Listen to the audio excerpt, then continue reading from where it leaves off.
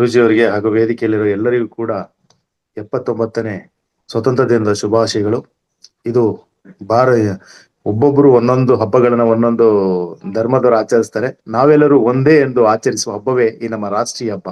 ನಾವೆಲ್ಲರೂ ಭಾರತೀಯರು ಒಂದು ಹೆಮ್ಮೆಯಿಂದ ಹೇಳುವಂತಕ್ಕಂಥ ಹಬ್ಬ ಈ ರಾಷ್ಟ್ರೀಯ ಹಬ್ಬ ಸ್ವತಂತ್ರ ದಿನ. ಇದನ್ನು ಪಡೆಯೋದಕ್ಕೆ ಬಹಳಷ್ಟು ಜನ ತಮ್ಮ ಸೇವೆ, ದಾನ, ಧರ್ಮ ಜೊತೆಗೆ ಬಲಿದಾನಗಳನ್ನು ಕೂಡ ಮಾಡಿ ಇದು ನಮ್ಗೆ ಸ್ವತಂತ್ರ ಸುಮ್ಮನೆ ಬಂದಿಲ್ಲ, ಅಷ್ಟು ಅದ್ಭುತವಾಗಿದೆ. ಈ ಸ್ವತಂತ್ರನ ನಾವೆಲ್ಲರೂ ಸ್ವತಂತ್ರವಾಗಿ ಬೇರೆಯವ್ರಿಗೆ ತೊಂದರೆ ಕೊಡದೆ ನಾವು ಕೂಡ ಸ್ವತಂತ್ರವಾಗಿ ಬೇರೆಯವ್ರ ಸ್ವತಂತ್ರಕ್ಕೂ ಅಡ್ಡಿಪಡಿಸದೆ ಸ್ವತಂತ್ರವಾಗಿ ಬದುಕೋಣ ಅಂತ ಹೇಳ್ತಾ ಎಲ್ರಿಗೂ ಸ್ವತಂತ್ರ ದಿನದ ಶುಭಾಶಯಗಳು. ಮತ್ತೊಮ್ಮೆ ಇವತ್ತು ನನ್ನ ಸ್ವತಂತ್ರ ದಿನಾಚರಣೆ ಇರೋದ್ರಿಂದ ಪ್ರತಿದಿನ ಒಂದೊಂದು ಕಿರು ಸಂದೇಶ ಜೊತೆಗೆ ಇವತ್ತೊಂದು ಸಂದೇಶ ಹೇಳ್ಬೇಕು ಅನಿಸ್ತು. ಅದು ಅಹಿಂಸೆ.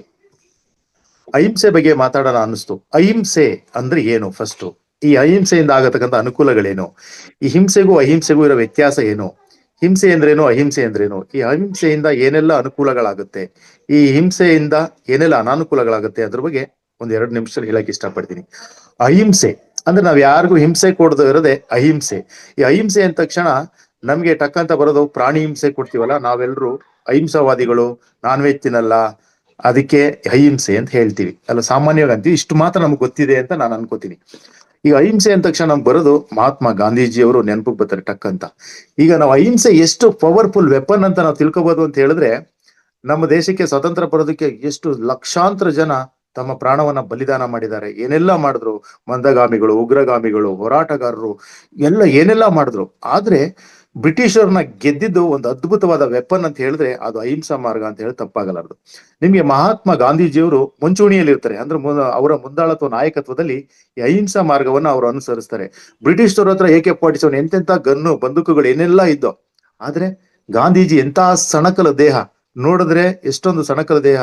ಅವರು ಬಟ್ಟೆನೂ ಕೂಡ ಆಗ್ತಾ ಇರಲಿಲ್ಲ, ಗೊತ್ತಿರ್ಬೋದು ನಿಮ್ಗೆ. ಶರ್ಟ್ ಯಾವುದೋ ಒಂದು ಲುಂಗಿ ಸುತ್ಕೊಂಡು ಮೈ ಮೇಲೆ ಒಂದು ಬಟ್ಟೆ ಮಾತ್ರ ಸಿಂಪಲ್ ಆಗಿರೋದು ಹಾಕೋತಾ ಇದ್ರು. ಅಂದ್ರೆ ಅಂತ ಮಹಾತ್ಮ ಗಾಂಧಿಗೆ ಇಂಥ ಬ್ರಿಟಿಷರ್ನ ಇಂಥ ಅದ್ಭುತವಾದ ಶಕ್ತಿ, ಸಾಮರ್ಥ್ಯ ಇರೋರ್ನ ಗೆಲ್ಲೋದಕ್ಕೆ ಹೇಗ್ ಸಾಧ್ಯ ಆಯ್ತು ಅಂತ ಹೇಳಿದ್ರೆ, ಅದು ಹಿಂದೆ ಒಂದು ಅದ್ಭುತವಾದ ವೆಪನ್ ಇದೆ. ಅದೇನು ಬೇರೆ ಏನಲ್ಲ, ಅದು ಅಹಿಂಸೆ. ಅಹಿಂಸೆ ಅಂತ ಹೇಳಿದ್ರೆ ನಾನ್ ಹಿಂಸೆ ಕೊಡಲ್ಲಪ್ಪ, ನನ್ಗೆ ಅಹಿಂಸೆಯಿಂದ ನನ್ನ ದೇಶಕ್ಕೆ ಸ್ವಾತಂತ್ರ್ಯ ಬೇಕು ಅಂತ ಅವರು ಮಹಾತ್ಮ ಗಾಂಧೀಜಿಯವರು ಪಣ ತೊಡ್ತಾರೆ. ಆ ಅಹಿಂಸೆಯಿಂದಲೇ ನಮ್ಗೆ ಸ್ವತಂತ್ರ ಬಂದಿದೆ ಅಂತ ಹೇಳಿದ್ರೆ ತಪ್ಪಾಗಲಾರದು. ಈ ಹಿಂಸೆಗೂ ಅಹಿಂಸೆಗೂ ನಮ್ಗೆ ಹೇಳ್ತೀವಿ, ಸ್ವತಂತ್ರ ಬಂದವರ ಟೈಮಲ್ಲಿ ಮಾತ್ರ ಅಹಿಂಸೆ ಬಗ್ಗೆ ಮಾತಾಡ್ತೀವಿ. ಈ ಅಹಿಂಸೆ ಅಂದ್ರೆ ಗಾಂಧೀಜಿಯವ್ರು ಮಾತ್ರ ಜ್ಞಾಪಕ ಆಗುತ್ತೆ. ಇನ್ನು ಹಿಂಸೆ ಅಹಿಂಸೆ ನಾವು ಪ್ರತಿನಿತ್ಯ ಯಾವ ತರ ಅನುಭವಿಸ್ತೀವಿ, ಯಾವ ತರ ನಾವು ದಿನನಿತ್ಯದ ಜೀವನದಲ್ಲಿ ಬಳಸ್ತಾ ಹೋಗ್ತೀವಿ ಅಂತ ಹೇಳಿದ್ರೆ, ಈ ಹಿಂಸೆಯಲ್ಲಿ 2 ತರ ಇದೆ. ಅಹಿಂಸೆಯಲ್ಲೂ ಕೂಡ 2 ತರ ಇದೆ. ಏನಪ್ಪಾ ಅಂತ ಹೇಳಿದ್ರೆ, ಒಂದು ಮಾನಸಿಕ, ಇನ್ನೊಂದು ದೈಹಿಕ. ನಾವು ಯಾರೊಬ್ಬರಿಗೆ ಹಿಂಸೆಯನ್ನ ಅವ್ರ ಬಾಡಿಗೆ ಹೊಡೆದು, ಅಂದ್ರೆ ದೇಹಕ್ಕೆ ಟಚ್ ಮಾಡೋ, ಹೊಡೆದು, ಏಟ್ ಕೊಟ್ಟು ಅದನ್ನ ಹಿಂಸೆ ಅಂತೀವಿ. ಆದ್ರೆ ಇತ್ತೀಚಿನ ದಿನಗಳಲ್ಲಿ ನಾವು ಮಾನಸಿಕ ಹಿಂಸೆಯನ್ನ ಜಾಸ್ತಿ ಕೊಡ್ತಾ ಇರ್ತೀವಿ. ನೀವು ನೋಡಿರ್ಬೋದು, ಅತ್ತೆ ಸೊಸೆ ಆಗಿರ್ಬೋದು, ಗಂಡ ಹೆಂಡತಿ ಆಗಿರ್ಬೋದು, ಅಪ್ಪ ಮಕ್ಕಳಾಗಿರ್ಬೋದು, ಸ್ನೇಹಿತರಿಗಾಗಿರ್ಬೋದು, ಸಮಾಜ ಆಗಿರ್ಬೋದು, ಅಥವಾ ಸಮಾಜಕ್ಕೆ ನಾವಾಗಿರ್ಬೋದು, ಪ್ರತಿದಿನ ನಾವೆಲ್ಲರೂ ಹಿಂಸೆಯನ್ನ ಅನುಭವಿಸ್ತಾ ಇರ್ತೀವಿ. ಈಗ ಸೋಷಿಯಲ್ ಮೀಡಿಯಾ ಕಾಲ, ನೀವು ನೋಡಿರ್ಬೋದು, ಯಾರೋ ಏನೋ ಒಂದು ಹಾಕ್ತಾರೆ, ಏನೋ ಒಂದು ಒಳ್ಳೆ ಉದ್ದೇಶ ಇಟ್ಕೊಂಡು, ಅದಕ್ಕೆ ಕಾಮೆಂಟ್ಗಳು ಏನೇನೋ ಬರ್ತದೆ. ಬಟ್ ಇವ್ರು ತುಂಬಾ ನೋವು ಅನುಭವಿಸ್ತಾರೆ, ನೀವು ನೋಡಿರ್ಬೋದು. ಆದ್ರೆ ಇವರು ಅವ್ರನ್ನ ಯಾರಂತ ಮೀಟ್ ಮಾಡ್ಲಿಲ್ಲ, ಟಚ್ ಮಾಡ್ಲಿಲ್ಲ, ಹೊಡಿಲಿಲ್ಲ, ಬ್ಲಡ್ ಬರ್ಲಿಲ್ಲ, ಏನೂ ಆಗ್ಲಿಲ್ಲ. ಆದ್ರೂ ಅವ್ರಿಗೆ ಹಿಂಸೆ ಆಯ್ತು. ಹೆಂಗೆ ಅಂದ್ರೆ ಮಾತು, ಅಂದ್ರೆ ಅವ್ರ ಕಾಮೆಂಟ್, ಅದಕ್ಕೂ ಕೂಡ ಅಷ್ಟೊಂದು ಪವರ್ಫುಲ್ ಇದೆ. ಇದಕ್ಕೆ ನಾವೇನಂತ ಹೇಳ್ಬೋದು ಅಂತ ಹೇಳಿದ್ರೆ, ಇದು ಮಾನಸಿಕ ಹಿಂಸೆ ಅಂತ ಹೇಳ್ಬೋದು. ಈ ಮಾನಸಿಕ ಹಿಂಸೆ ಹೆಂಗಿರುತ್ತೆ ಅಂತ ಹೇಳಿದ್ರೆ, ಅದು ಅನುಭವಿಸೋರು ಮಾತ್ರ ಗೊತ್ತಿರ್ತದೆ. ಈ ತಮಿಳಿನ ಒಬ್ಬ ಪ್ರಸಿದ್ಧ ಕವಿ ತಮಿಳಲ್ಲಿ ಹೇಳ್ತಾರೆ, ನಂಗೆ ತಮಿಳ್ ಬರೋದ್ರಿಂದ ಅದು ಕನ್ನಡ ಅನುವಾದ ಹೇಳ್ತೀನಿ. ನಾಲಿಗೆಯಿಂದ ನಾವು ಇದಿರುತ್ತಲ್ಲ, ಬೆಂಕಿಯಿಂದ ಸುಟ್ಟ ಗಾಯ ಮಾಯುತ್ತೆ, ಆದ್ರೆ ನಾಲಿಗೆಯಿಂದ ಸುಟ್ಟ ಗಾಯ ಯಾವತ್ತೂ ಮಾಯಲ್ಲ ಅಂತ ಹೇಳ್ತಾರೆ. ಅಂದ್ರೆ ಅಷ್ಟೊಂದು ಪವರ್ಫುಲ್ ಇದೆ ಮಾತಿಗೆ. ಅಂದ್ರೆ ಹಿಂಸೆ ಕೊಡೋದಕ್ಕೆ ಅಷ್ಟೊಂದು ಪವರ್ಫುಲ್ ಇದೆ. ಈಗ ನೋಡಿರ್ಬೋದು ನೀವು, ಯಾರಾದ್ರೂ ನೀವ್ ಯಾಕೆ ಅವ್ರು ಮಾತಾಡ್ಸಲ್ಲ, ಯಾಕೆ ಇಷ್ಟು ನೋವು ಅನುಭವಿಸ್ತಾ ಇರ ಅಂತ ಹೇಳಿದ್ರೆ, ನನ್ಗೆ ಎಂತ ಹಿಂಸೆ ಕೊಟ್ಟವ್ರೆ, ಹೆಂಗ್ ನನ್ನ ಬಗ್ಗೆ ಅವಮಾನ ಮಾಡೋರೆ ಅಂತ ಹೇಳ್ತಾ ಇರ್ತಾರೆ. ಅಂದ್ರೆ ಮಾನಸಿಕ ಹಿಂಸೆ ಅನ್ನೋದು ಅಷ್ಟು ಕಠೋರವಾದದ್ದು, ಕಠಿಣವಾದದ್ದು. ಆದ್ರೆ ಈ ಹಿಂಸೆಯನ್ನ ಗೆಲ್ಲೋದು ಹೇಗೆ, ಈ ಅಹಿಂಸೆಯಿಂದ ಬದುಕೋದು ಹೇಗೆ ಅಂತ ಹೇಳಿದ್ರೆ, ಮೌನವಾಗಿರ್ಬೇಕು. ಈಗ ತಾನೇ ಮೌನದ ಬಗ್ಗೆ ತುಂಬಾ ಅದ್ಭುತವಾದನ್ನ ಕೇಳ್ದ ಮೇಡಮ್ ಅವರಿಂದ. ಮೌನವಾಗಿರ್ಬೇಕು. ಮೌನ, ಶಾಂತಿ, ಸಮಾಧಾನದಿಂದ ಈ ಅಹಿಂಸೆಯನ್ನ ಸಾಧಿಸ್ಬೋದು, ನಾವು ಹಿಂಸೆಯನ್ನ ಗೆಲ್ಬಹುದು.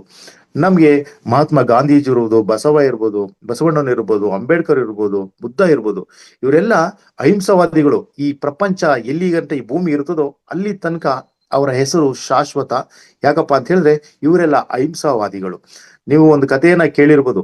ಬುದ್ಧ ಬುದ್ಧ ಮತ್ತೆ ಅಂಗುಲಿಮಾಲದ ಒಂದು ಕತೆ ಕೇಳಿರೋದು. ಅಂಗುಲಿಮಾಲ ಗೊತ್ತಿರ್ಬೋದು ನಿಮ್ಗೆ, ಪ್ರತಿಯೊಬ್ಬರಿಗೂ ಹಿಂಸೆ ಕೊಡ್ತಾ ಇರ್ತಾನೆ, ಕೊಲ್ತಾ ಇರ್ತಾನೆ. ಅವ್ರ ಹೆಬ್ಬೆರಳುಗಳನ್ನ ನಾನು ಎಷ್ಟು ಜನ ಕೊಂದಿದ್ದೀನಿ ಅಂತ ಕಟ್ ಮಾಡಿ ತನ್ನ ಮಾಲೆಗಳನ್ನ ಹಾಕೋತಾ ಇರ್ತಾನೆ.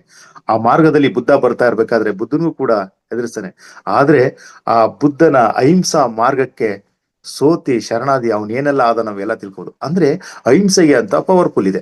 ಈಗ ನಾವು ಪ್ರತಿನಿತ್ಯ ಈ ನಾವು ಸಾಮಾನ್ಯವಾಗಿ ಹೇಳ್ಬೇಕು ಅಂತ ಹೇಳಿದ್ರೆ, ಸಿಂಪಲ್ ಆಗಿ ಹೇಳ್ಬೇಕು ಅಂತ ಹೇಳಿದ್ರೆ, ಪ್ರತಿದಿನ ನಾವು ಹಿಂಸೆಯನ್ನು ಅನುಭವಿಸ್ತಾ ಇರ್ತೀವಿ. ಏನಪ್ಪಾ ಅಂತ ಹೇಳಿದ್ರೆ, ಅಯ್ಯೋ ನನ್ಗೆ ಎಷ್ಟು ನಮ್ಮ ಅತ್ತೆ ನರಕ ಕೊಡ್ತಾರ ಗೊತ್ತಾ, ನನ್ ಗಂಡ ಎಷ್ಟು ಗೊತ್ತಾ, ಈ ಸಮಾಜ ಎಷ್ಟು ಗೊತ್ತಾ ಅಂತ ಪದೇ ಪದೇ ನಾವು ಹೇಳ್ತಾ ಇರ್ತೀವಿ. ನಮ್ ಟೀಚರ್ಸ್ ಎಷ್ಟು ಗೊತ್ತಾ, ನಮ್ ಬಾಸ್ ಎಷ್ಟು ಹಿಂಸೆ ಕೊಡ್ತಾನೆ ಗೊತ್ತಾ ಅಂತ. ಅಂದ್ರೆ ಗಾಂಧೀಜಿಯವರು ಅಹಿಂಸಾ ಮಾರ್ಗವನ್ನ ಬ್ರಿಟಿಷರ ವಿರುದ್ಧ ಅಹಿಂಸಾ ಮಾರ್ಗವನ್ನು ಅನುಸರಿಸಿ ನಮಗೆ ಸ್ವಾತಂತ್ರ್ಯ ಬಂದಿದೆ ಅಂದ್ರೆ ಸಿಂಪಲ್ ಬಾಸು ಗಂಡ ಹೆಂಡತಿ ಗೆಲ್ಲೋದು ದೊಡ್ಡ ವಿಷಯ ಇಲ್ಲ. ಅಂದ್ರೆ ಅಹಿಂಸೆಗೆ ಅಷ್ಟೊಂದು ಒಂದು ಪವರ್ ಇದೆ ಅಂತ ಹೇಳೋದು ತಪ್ಪಾಗಲ್ಲ. ಅಂದ್ರೆ ಈ ಅಹಿಂಸೆಯನ್ನ ಹೇಗೆ ನಾವು ರೂಢಿಸ್ಕೊಳ್ಳೋದು, ಹಿಂಸೆಯನ್ನ ಗೆಲ್ಲೋದು ಹೇಗೆ ಅಂದ್ರೆ ಸಿಂಪಲ್ ಏನಂದ್ರೆ, ಅವ್ರು ಎಷ್ಟು ಹಿಂಸೆ ಕೊಡ್ತಾರೆ, ಏನೋ ಮಾತಾಡ್ತಾರೆ, ಅದಕ್ಕೆ ನೆಗ್ಲಿಜೆನ್ಸಿ ಮಾಡ್ತಾ ಹೋಗ್ಬೇಕು. ಸಿಂಪಲ್ ಆನ್ಸರ್ ನೀವು ಬರ್ಕೊಳ್ಳಿ, ಯೂಸ್ ಆಗ್ಬೋದು. ಈಗ ನಮ್ಮ ಬಗ್ಗೆ ಯಾರೋ ಏನೋ ಕಾಮೆಂಟ್ ಮಾಡ್ತಾರೆ, ಯಾರೋ ನಂಗೆ ಪದೇ ಪದೇ ಏನೋ ಟಿಗರ್ ಮಾಡ್ತಾ ಇರ್ತಾರೆ, ನಾವು ಅದಕ್ಕೆಲ್ಲ ಸಿಂಪಲ್ ಅಂತ ಹೇಳಿದ್ರೆ ಶಾಂತಿ ಸಮಾಧಾನದಿಂದ, ಮೌನದಿಂದ, ಸ್ಮೈಲ್ ಇಂದ. ಈ ಜಗತ್ತಲ್ಲಿ ಯಾರು ಯಾವ್ದನ್ನು ಗೆಲ್ಲಕ್ ಆಗದೋದ್ರು ಎಲ್ಲವನ್ನ ಗೆಲ್ಲುವಂತ ಒಂದು ಸಾಮರ್ಥ್ಯ ಇರೋದು ಸ್ಮೈಲ್ ಅಂಡ್ ಸೈಲೆನ್ಸ್ ಕಂತೆ. ಈ ಸ್ಮೈಲ್ ಮತ್ತು ಸೈಲೆನ್ಸ್ ಅಷ್ಟೊಂದು ಪವರ್ಫುಲ್ ಆದ್ದು. ಈ ಸೈಲೆನ್ಸ್ ಮತ್ತು ಸ್ಮೈಲ್ ನ ನಾವ್ ಇಟ್ಕೊಂಡ್ರೆ ಜಗತ್ತಲ್ಲಿ ಯಾರನ್ನ ಬೇಕಾದ್ರೂ ಗೆಲ್ಬಹುದು, ಏನ್ ಬೇಕಾದ್ರೂ ಗೆಲ್ಬಹುದು. ನೀವು ಅಹಿಂಸಾವಾದಿಗಳಾದ್ರೆ ಜಗತ್ತು ನಿಮ್ಮನ್ನ ಪ್ರೀತಿಸ್ತದೆ. ನೋಡಿ, ಹಿಂಸೆ ಕೊಡ್ತಾರೆ, ಯಾರು ಕ್ರೂರವಾಗಿ ನಡ್ಕೋತಾರೆ ಅವ್ರಿಗೆ ಮಕ್ಕಳೆಲ್ಲ ಹೆದರ್ಕೋತಾರೆ, ಮಕ್ಳುಗಳು ಹೋಗಲ್ಲ, ಯಾವ ಪ್ರಾಣಿಗಳು ಕೂಡ ಅವ್ರ ಹತ್ರ ಹೋಗಲ್ಲ, ನಾಯಿಗಳು ಹೋಗಲ್ಲ, ಆಮೇಲೆ ಬೆಕ್ಕು ಇವೆಲ್ಲ ಹೋಗೋದಿಲ್ಲ. ಅದೇ ಅಹಿಂಸಾವಾದಿಗಳನ್ನ ತುಂಬಾ ಪ್ರೀತಿಸೋರ ಹತ್ರ, ಈಗ ಯಾವ್ದಾರ ನಾವು ಆಶ್ರಮದಲ್ಲಿ ಇವರೆಲ್ಲ ನೋಡ್ಬೋದು, ಅಥವಾ ದೊಡ್ಡವ್ರ ಹಿರಿಯವ್ರ ಹತ್ರ ನೋಡಿರ್ಬೋದು, ಈ ನಾಯಿಗಳು ಅವ್ರ ಹತ್ರ ಹೋಗುತ್ತೆ, ಪಕ್ಷಿಗಳು ಅವ್ರ ಹತ್ರ ಹೋಗುತ್ತೆ, ಪ್ರಾಣಿಗಳು ಕೂಡ ಅವ್ರ ಹೋಗುತ್ತೆ. ಅಂದ್ರೆ ಅಹಿಂಸೆ ಅನ್ನೋದಕ್ಕೆ ಭಾಷೆ ಇಲ್ಲ, ಅದು ಯೂನಿವರ್ಸಲ್ ಲ್ಯಾಂಗ್ವೇಜ್ ಅಂತ ಹೇಳಿದ್ರೆ ತಪ್ಪಾಗಲಾರದು. ಯಾರು ಎಲ್ಲರನ್ನ ಪ್ರೀತಿಸ್ತಾರೋ ಅವರು ಅಹಿಂಸಾವಾದಿಗಳು ಅಂತ ಹೇಳಿದ್ರೆ ತಪ್ಪಾಗಲಾರದು. ಈ ಹಿಂಸೆಯಿಂದ ನಾವೇನ್ ಮಾಡ್ತೀವಿ, ಯಾರಿಗಾದ್ರೂ ಹಿಂಸೆ ಕೊಡೋದ್ರಿಂದ ಇದು ಮಹಾ ಪಾಪ ಕೂಡ ಅಂತ ಹೇಳ್ತಾರೆ. ಯಾರು ಹಿಂಸೆಯನ್ನ ಕೊಡ್ತಾರೋ ಅವರು ಮಹಾ ಪಾಪಕ್ಕೆ ಹೋಗ್ತಾರಂತೆ. ಹಂಗಾದ್ರೆ ನಾವು ಹಿಂಸೆಯನ್ನೇ ಕೊಡಬಾರ್ದ? ಖಂಡಿತ ಕೊಡಬಾರ್ದು. ನಾವು ಇತ್ತೀಚಿನ ದಿನಗಳಲ್ಲಿ ಈ ತಿಂಗಳಲ್ಲಿ ನಾವು ನೋಡ್ತಾ ಇರೋದು, ಎಂತೆಂತ ದೊಡ್ಡ ದೊಡ್ಡವರು ಚಿಕ್ಕ ಚಿಕ್ಕ ಚಿಕ್ಕ ಚಿಕ್ಕ ಕೆಲಸ ಮಾಡಿ ದೊಡ್ಡ ದೊಡ್ಡ ಹಿಂಸೆಯನ್ನ ಅನುಭವಿಸ್ತಾ ಇದ್ರೆ ದೊಡ್ಡ ದೊಡ್ಡ ಸೆಲೆಬ್ರಿಟಿಗಳು ನೀವೆಲ್ಲರೂ ಕೂಡ ನೋಡಿರ್ತೀರಾ. ಅಂದ್ರೆ ಹಿಂಸೆಯನ್ನ ಯಾರು ಅನುಭವಿಸ್ತಾರೋ ಅವನು ಶಾಪ ಆಗ್ತಾನೆ, ಅವನು ನೊಂದ್ಕೋತಾನೆ. ಈಗ ನನ್ನ ಹತ್ರ ಅಧಿಕಾರ ಇದೆ, ದುಡ್ಡಿದೆ, ಶಕ್ತಿ ಇದೆ ಅಂತ ಅಂದ್ಬಿಟ್ಟು ನನಗಿಂತ ಕೆಳಮಟ್ಟದವರನ್ನ ನಾವು ತುಂಬಾ ಅವ್ರ ಮೇಲೆ ಬಲ ಪ್ರಯೋಗ ಮಾಡೋದು, ಅಥವಾ ಎಲ್ಲರೆದುರಿಗೆ ಅವಮಾನ ಮಾಡಿ ಹಿಂಸೆ ಕೊಡ್ತೀವಿ. ಅವನು ನೊಂದ್ಕೊಳ್ತಾನೆ. ನೊಂದ್ಕೊಂಡು ಅವನು ಶಾಪ ಆಗ್ತಾನಲ್ಲ, ಖಂಡಿತ ಆ ಶಾಪ ತಟ್ಟುತ್ತೆ. ಇದೆಲ್ಲ ನಿಜನಾ? ಖಂಡಿತ ನಿಜ. ನೀವೇ ನೋಡ್ತಾ ಇರ್ಬೋದು, ಪ್ರತಿದಿನ ನೋಡ್ತಾ ಇರ್ತೀವಿ ನಾವು. ಯಾರೆಲ್ಲ ಏನೆಲ್ಲ ಯಾರ್ಯಾರು ಹಿಂಸೆ ಕೊಟ್ರು, ಅವ್ರು ಏನೆಲ್ಲ ಅನುಭವಿಸ್ತಾ ಇದಾರೆ ಅಂತ. ಖಂಡಿತ ಯಾರಿಂದ ಬೇಕಾದ್ರೆ, ನ್ಯಾಯಾಲಯದಿಂದ ಬೇಕಾದ್ರೆ ನಾವು ತಪ್ಪಿಸ್ಕೋಬೋದಂತೆ. ಜಡ್ಜ್ ಮುಂದೆ ನಿಂತ್ಕೊಂಡು ಸಾಕ್ಷಿ ಹೇಳ್ಸ್ಬಿಟ್ಟು, ಸುಳ್ಳು ಸಾಕ್ಷಿ ಹೇಳ್ಸ್ಬಿಟ್ಟು ನಾವು ಗೆದ್ಬಿಡ್ಬೋದಂತೆ. ಬಟ್ ಒಬ್ಬ ನೊಂದವನು ಆಗ್ತಾನಲ್ಲ ಶಾಪ, ಹಿಂಸೆನ ಯಾರು ಕೊಡ್ತೀವಿ, ಅದರಿಂದ ನಾವು ಖಂಡಿತ ತಪ್ಪಿಸ್ಕೊಳಕ್ ಸಾಧ್ಯನೇ ಇಲ್ಲ. ನೀವು ನೋಡ್ತಾ ಇದ್ದೀವಿ, ನಾವು ಕೂಡ ನೋಡ್ತಾ ಇದೀವಿ. ಅಂದ್ರೆ ನಾವು ಪದೇ ಪದೇ ಹೇಳ್ತೀವಿ ನೋಡಿ, ಅಧಿಕಾರರು ದರ್ಪ ಇರೋರು ನಮ್ಮಲ್ಲಿ ಅಷ್ಟೊಂದು ದಬ್ಬಾಳಿಕೆ ಮಾಡ್ತಾ ಇದ್ರೆ ಹೆಂಗೆ ಸಾಧ್ಯ? ಇವತ್ತಿನ ಕಾಲದಲ್ಲಿ ಅಹಿಂಸೆ ಎಲ್ಲ ನಡೀತಾ ಅಂತ ಹೇಳ್ಬೋದು ನಾವು? ಖಂಡಿತ ನಡೀತದೆ. ಈ ಅಹಿಂಸಾ ಮಾರ್ಗದಲ್ಲಿ ಯಾರು ಇರ್ತಾರೋ ಅವ್ರನ್ನ ಜಗತ್ತು ಪ್ರೀತಿಸ್ತದೆ, ಎಲ್ಲರೂ ಇಷ್ಟಪಡ್ತಾರೆ. ಜೊತೆಗೆ ಯಾರು ಅಹಿಂಸಾವಾದಿಗಳಾಗೋರೋ ಅವ್ರನ್ನೇ ನಾವು ದೇವರು, ದೇವಮಾನವ, ಪೂಜ್ಯರು ಅಂತ ಗೌರವಿಸೋದು ಅಹಿಂಸಾವಾದಿಗಳನ್ನ. ಈ ಯಾರು ಹಿಂಸೆಯನ್ನ ಮಾಡ್ತಾರೋ ಅವ್ರನ್ನ ರಾಕ್ಷಸರು ಅಂತ ಕೂಡ ಹೇಳ್ತೀವಿ. ಉದಾಹರಣೆಗೆ ನೀವು ನೋಡಿರ್ಬೋದು, ತುಂಬಾ ಜಗತ್ತಲ್ಲಿ ಅದ್ಭುತವಾದ ಪ್ರೀತಿ ಯಾವ್ದಪ್ಪ ಅಂತ ಹೇಳಿದ್ರೆ ತಾಯಿ ಪ್ರೀತಿ. ತನ್ನ ಮಗ ಕ್ರೂರವಾಗಿ ವರ್ತಿಸ್ತಾ ಇದ್ದಾರೆ, ತಾಯಿ ನೊಂದ್ಕೋತಾಳೆ, ಎಂತ ಮಗನಿಗೆ ಜನ್ಮ ಕೊಟ್ಬಿಟ್ಟ, ನನ್ ಮಗ ಅನ್ನೋದಕ್ ನಂಗೆ ತುಂಬಾ ನೋವಾಗ್ತಾ ಇದೆ, ಇವನೇನಾದ್ರೂ ಈ ತರ ಆಗ್ತಾನೆ ಅಂತ ಗೊತ್ತಿದ್ರೆ ನಾನು ಹುಟ್ಟಿದಾಗ್ಲೇ ಸಾಯಿಸ್ಬಿಡ್ತಿದ್ದೆ, ದೇವ್ರೇ ನನ್ನ ಬಂಜೆ ಮಾಡಿದ್ರು ಪರವಾಗಿಲ್ಲ, ಇಂಥ ಮಗನ್ ಕೊಟ್ಟಲ್ಲ ಅಂತ ತಾಯಿ ನೊಂದ್ಕೋತಾಳೆ. ಅದೇ ಮಗ ಸಮಾಜಕ್ಕೆ ಎಲ್ರಿಗೂ ಸ್ಫೂರ್ತಿಯಾಗಿ ಎಲ್ಲರನ್ನ ಪ್ರೀತಿಸ್ತಾ ಅಹಿಂಸಾವಾದಿ ಆಗಿದ್ರೆ ಎಷ್ಟು ಚೆನ್ನಾಗಿರುತ್ತೆ, ಸಮಾಜ ಎಷ್ಟು ಇಷ್ಟಪಡುತ್ತಲ್ವಾ. ನಾವು ಎಲ್ಲರನ್ನ ಗೆಲ್ಲಬೇಕು, ಎಲ್ಲರನ್ನ ಪ್ರೀತಿಸ್ಬೇಕು. ಎಲ್ರಿಗೂ ಇರೋದು ಒಂದೇ ಒಂದು ಆಸೆ, ಏನಪ್ಪಾ ಅಂತ ಹೇಳಿದ್ರೆ ಊಟ ತನ್ನಿಚ್ಛೆ ಅಂತೆ, ನೋಟ ಪರರಿಚ್ಛೆ ಅಂತ ಹೇಳಿದ್ರೆ ಎಲ್ರು ಬದುಕೋದು ಮ್ಯಾಕ್ಸಿಮಮ್ ಪರರಿಗೋಸ್ಕರನೇ, ಒಂದು 90% ಅಂತ ಹೇಳಲು ತಪ್ಪಾಗಲ್ಲರು. ಆದ್ರೆ ಪರರಿಗೋಸ್ಕರ ನಾವೇನ್ ಮಾಡ್ತೀವಿ, ಕಾರ್ ತಗೋತೀವಿ, ಬಂಗ್ಲೆ ಕಟ್ಟಿಸ್ತೀವಿ, ಹಾಕೋತೀವಿ, ಒಳ್ಳೊಳ್ಳೆ ಬಟ್ಟೆಗಳಾಗ್ತೀವಿ. ಬಟ್ ಎಲ್ಲದಕ್ಕಿಂತ ತುಂಬಾ ಅದ್ಭುತವಾದ ಯಾವ್ದಪ್ಪ ಅಂತ ಹೇಳಿದ್ರೆ ಅಹಿಂಸಾ. ಯಾರು ಅಹಿಂಸಾ ಮಾರ್ಗ ಎಲ್ಲರನ್ನ ಪ್ರೀತಿಸ್ತಾರೋ ಅವ್ರನ್ನ ಜಗತ್ ಎಲ್ಲವನ್ನ ಕೂಡ ಅವ್ರನ್ನ ಪ್ರೀತಿಸ್ತದೆ ಅಂತ ಹೇಳಿದ್ರೆ ತಪ್ಪಾಗಲಾರದು.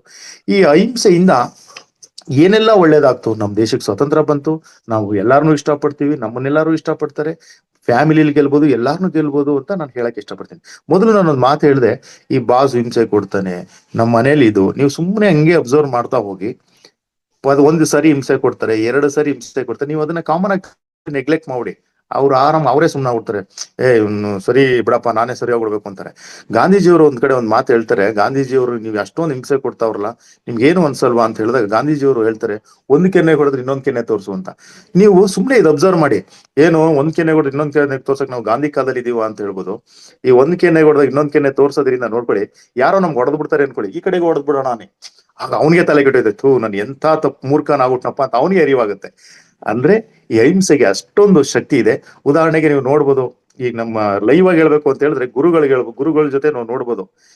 ಗುರುಗಳು ಹೇಳಿರ್ತಾರೆ, ಹಿಂಗ್ ಮಾತಾಡಿ ಇದ್ ಮಾತಾಡಿ ಅಂತಾರೆ, ಇದಕ್ಕೆ ಅಭಿಪ್ರಾಯ ಕೊಡಿ ಅಂತಾರೆ, ಅವ್ರು ಏನೇನೋ ಮಾಡ್ತಾ ಇರ್ತಾರೆ. ಇದು ಒಂಥರ ಗುರುಗಳಿಗೆ ಮಾಡತಕ್ಕಂಥ ಹಿಂಸೆ ಅಂತ ಹೇಳಿದ್ರೆ ತಪ್ಪಾಗಲಾರದು. ಅವರು ಅದನ್ನೆಲ್ಲ ತಡ್ಕೊಂಡು ಆಮೇಲೆ ಕೆಲವೊಂದ್ಸರಿ ನಾವು ರಿಯಾಕ್ಟ್ ಕೂಡ ಮಾಡ್ಬೇಕಾಗತ್ತೆ. ರಿಯಾಕ್ಟ್ ಮಾಡಿದ್ರೆ ಅವ್ರಿಗೆ ನೋವಾಗುತ್ತೆ, ರಿಯಾಕ್ಟ್ ಮಾಡ್ಲಿಲ್ಲ ಅಂದ್ರೆ ಎಲ್ರಿಗೂ ನೋವಾಗುತ್ತೆ, ಪಾಪ ಹಿಂಸೆ ಆಗುತ್ತೆ. ಇದನ್ನೆಲ್ಲ ತಿಳ್ಕೊಂಡು ನಾವೆಲ್ಲ ಅಹಿಂಸಾವಾದಿಗಳಾಗೋಣ, ಹಿಂಸೆಯನ್ನ ತ್ಯಜಿಸೋಣ. ಅಹಿಂಸೆಯಲ್ಲಿ ನಾವು ಇನ್ನೂ ಒಂದು ತಪ್ಪೇನಪ್ಪ ಮಾಡ್ತೀವಿ ಅಂದ್ರೆ, ಹಿಂಸೆಯಲ್ಲಿ ಈ ಪ್ರಾಣಿ ಬಲಿದಾನ, ದೇವರ ಹೆಸರೇಳಿ ನಾವು ಅಹಿಂಸಾವಾದಿಗಳಾಗಿದ್ರು ಕೂಡ ಪ್ರಾಣಿ ಬಲಿ ಕೊಡ್ತೀವಿ. ತುಂಬಾ ಇದು ಒಂದು ಘೋರ ಅಪರಾಧ ಅಂತ ಹೇಳಿದ್ರೆ ತಪ್ಪಾಗಲಾರದು. ನಾವೆಲ್ಲರೂ ಮಹಾವತಾರ್ ಫೌಂಡೇಶನ್ ಇರೋರು, ನಾವೆಲ್ಲ ಧ್ಯಾನಿಗಳು, ಯಾರೊಬ್ಬರನ್ನ ಹಿಂಸಿಸದೆ ಎಲ್ರೂ ಅಹಿಂಸವಾದಿಗಳಾಗಿ ಬದುಕೋಣ. ನಾನು ಪ್ರತಿದಿನ ಒಂದು ಶ್ಲೋಕ ಹೇಳ್ಕೊತೀನಿ. ಏನಪ್ಪಾ ಅಂತ ಹೇಳಿದ್ರೆ, ಯಾರೊಬ್ಬರ ಮನಸ್ಸಿಗಾಗಲಿ ದೇಹಕ್ಕ ನಾನು ನೋವನ್ನುಂಟು ಮಾಡುವುದಿಲ್ಲ, ಸಾಧ್ಯವಾದರೆ ನನ್ನಿಂದ ಆದಷ್ಟು ಸಹಾಯವನ್ನು ಮಾಡುತ್ತೇನೆ. ಪ್ರತಿದಿನ ಮಲಗುವಾಗ, ರಾತ್ರಿ ಎದ್ದೇಳುವಾಗ ನಾನು 2 ಶ್ಲೋಕಗಳು ಹೇಳ್ಕೊತಾ ಇದ್ದೀನಿ. ಇತ್ತೀಚಿನ ದಿನಗಳಲ್ಲಿ ನಾನು ತಿಳ್ಕೊಂಡಿದ್ದು, ನಾನು ಯಾರೊಬ್ಬರ ಮನಸ್ಸಿಗಾಗಲಿ ದೇಹಕ್ಕಾಗಲಿ ನೋವನ್ನುಂಟು ಮಾಡುವುದಿಲ್ಲ, ನೋವಿನಲ್ಲಿರುವವರಿಗೆ ನನ್ನಿಂದಾದ ಸಹಾಯವನ್ನು ಮಾಡುತ್ತೇನೆ. ನಾನು ಯಾರೊಬ್ಬರ ದೇಹಕ್ಕಾಗಲಿ ಮನಸ್ಸಿಗಾಗಲಿ ನೋವನ್ನುಂಟು ಮಾಡುವುದಿಲ್ಲ, ನೋವಿನಲ್ಲಿರುವವರಿಗೆ ನನ್ನಿಂದಾದ ಸಹಾಯವನ್ನು ಮಾಡುತ್ತೇನೆ. ಇದು ಅದ್ಭುತವಾದ ಶ್ಲೋಕ, ನೀವು ತಿಳ್ಕೊಳ್ಳಿ. ಎದುರುಗಡೆ ಇರೋನು ನಂತರನೇ ಅವನಲ್ಲೂ ದೇವರಿದ್ದಾನೆ ಸುಮ್ನೆ ಹಂಗೆ ಅಬ್ಸರ್ವ್ ಮಾಡಿ ನೋಡಿ, ನೀವು ಅವ್ರಿಗೆ ಹಿಂಸೆ ಕೊಡಕ್ಕೆ ಹೋಗೋದಿಲ್ಲ. ಹಿಂಸೆ ಯಾರಿಗಾದ್ರೂ ಕೊಟ್ರೆ ಅದರಿಂದ ಶಾಪ ತುಂಬಾ ಘೋರವಾದದ್ದು. ನಾವೆಲ್ಲರೂ ಕೂಡ ಜ್ಞಾನಿಗಳು, ನಾವೆಲ್ಲರೂ ಅಹಿಂಸಾ ವಾದಿಗಳಾಗೋಣ ಅಂತ ಹೇಳ್ತಾ ನನ್ನ ಮಾತು ಮುಗಿಸ್ತೇನೆ. ಎಲ್ರಿಗೂ ನಮಸ್ಕಾರ. ಮತ್ತೊಮ್ಮೆ ಸ್ವತಂತ್ರ ದಿನ ಶುಭಾಶಯಗಳು. ಥ್ಯಾಂಕ್ ಯು ಗುರುಜಿ, ಅವಕಾಶ ಮಾಡಿದ್ದು. Thank you.